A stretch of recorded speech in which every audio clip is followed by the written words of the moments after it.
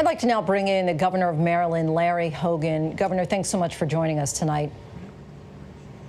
Sure. You announced today 157 new cases in your state. By far, that's Maryland's largest one-day spike.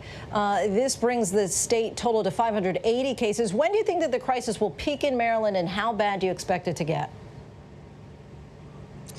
Well, so nobody really knows exactly when it's going to peak. We're convening a coronavirus emergency task force that's made up of really smart doctors from places like Johns Hopkins and some of our top hospitals here in Maryland. And they've got different modeling, but we're nowhere near reaching the peak. We're just at the very beginning of this.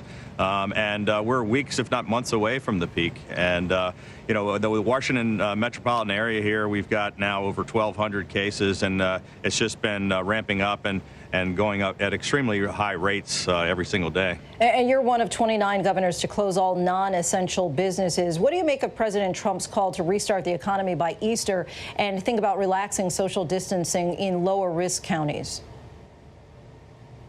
Well, I'm not sure. First of all, just putting an artificial deadline of saying we're going to get everything open by Easter is unrealistic from all of the experts and the scientists that we're talking to, and that any other of the governors are talking. I'm the chairman of the National Governors Association. We had another call with the president and vice president today, and many of the governors are concerned about, just trying to figure out when this is going to peak, and not too many of the experts think that we're going to be reaching the peak in a couple of weeks.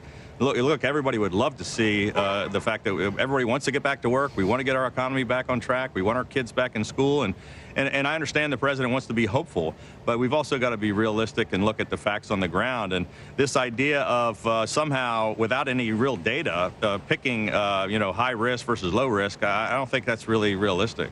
Now, state governments, of course, have most of the power to quarantine, issue stay-at-home orders, and close local businesses. If President Trump calls for a return to business as usual sometime soon, would you be prepared to obey or buck his demands at that point? No, look, we're going to make the decisions that are right for the people in our state based on the science and based on the doctors, based on trying to save the lives of the 6 million people in our state. I think nearly every other governor would do the same. I don't think we're going to see those kinds of orders from the president, but just messaging, telling people everything's okay when it's not, is not going to be helpful. But certainly we're not going to make decisions to send people out if it's not safe. There's been a fragmented approach across the country with respect to lockdowns and getting supplies to hospitals in need. Is that a concern for you? Is it time for a more coordinated national strategy to combat this pandemic? Well, so that's one of the things that we raised again today with the administration and with the president and vice president directly. Last week, we brought up a list of items that we wanted them to address, and that's at the top of everyone's list. We've made a little bit of progress on that, and FEMA has taken a lot of action, and we've now started to declare states of emergency in a number of places. And the administration has been working together and communicating well with the governors, but we're still, everybody's behind the 8 ball, and we're all trying to work together at the federal, state, and local level to get behind this thing and to tackle this incredible challenge that we're all facing. Do you feel that your state is ready? Well, I'm not sure any of us are ready. Nobody's ever faced anything like this, but I believe we've been out ahead of it. We've been looking at this for a couple of months now.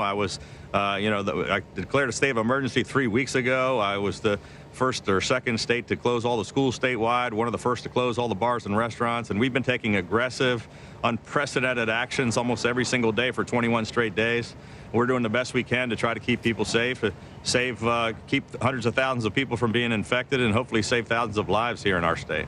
Governor, thank you so much for your time, and all the best to you and your residents there in Maryland. Thank you.